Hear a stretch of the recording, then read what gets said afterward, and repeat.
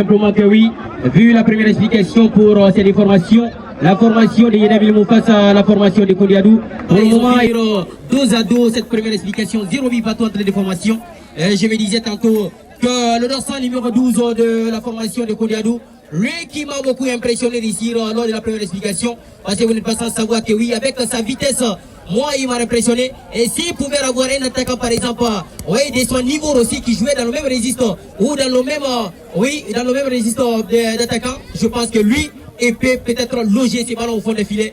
Mais ce qui n'a pas du tout marché pour cette formation de Yéna Milmou. Vous n'êtes pas sans savoir que si vous avez un adversaire par exemple de haut niveau, et que oui, vous vous posez des questions tout simplement. Lorsque vous avez une occasion, il est question pour vous de loger ces ballons au fond des filets, sans douter et sans se poser des questions. Mais je vois cette formation, il est question pour moi de rappeler que c'est dans sa numéro 7 de la formation de Yéna Milmou. Lui, il doit revoir sa manière de tirer le ballon. Il doit revoir tout simplement parce que vous n'êtes pas sans savoir. Une fois que vous êtes dans la sphère de réparation, sa position, la position de tir, en tirant le penalty, le gardien peut voir tout simplement sa position. Et voilà que c'est ça qu'il a voulu faire. Il a tenté pour tromper sa vigilance alors que le gardien était sur la trajectoire. Et c'est lui qui renvoie le ballon. Et ça s'est sorti hors de la lucarne. C'était 0-0 toujours pour la première efficacité. Eh bien, je pense que là, tu t'es beaucoup focalisé sur le joueur qui vient en essayer de rater cette occasion-là, parce que c'est un penalty. Mais je pense qu'il n'a pas quand même été le seul à rater des penalty. On avait avec un certain Lionel Messi, les Mbappé, on a été cité la victime. Nous avions avec un certain Cristiano Ronaldo, les Neymar, on n'a pas parlé, Ronaldinho, on a vu beaucoup de grands joueurs aujourd'hui, les grands stars au monde.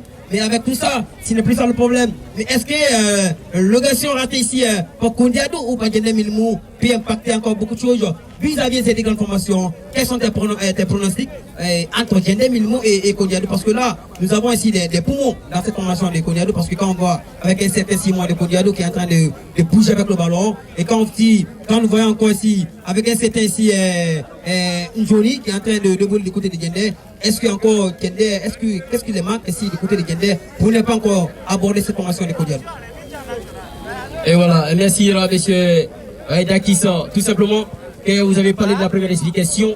Mais je pense que les deux formations, il y a eu des occasions ratées de part et d'autre ici lors de la première explication. Surtout qu'avec lors de la 28e minute de jeu de la première explication, j'ai vu les ratés de part et d'autre. Après le penalty raté, et j'ai vu l'attaquant aussi de Kodiadou qui s'est manqué une occasion aussi nette de but qui pouvait lober le ballon. En ce moment, je vous ai rappelé tout simplement, vous avez quitté la loge officielle pour vous demander tout simplement qu'est-ce qui a manqué à cet attaquant ici pour tromper la vigilance du gardien de but de Yéna Milmou. Moi, mon impression, retirer un penalty, c'est pas du coup, vous l'avez dit, vous l'avez signalé ici, mais c'est une question d'élimination directe. Si vous êtes en face d'une formation de haut niveau, je pense que les deux formations, rien n'est perdu, rien n'est gagné pour le moment, mais on doit revoir aussi la manière de jouer pour une question peut-être tactique pour les deux formations.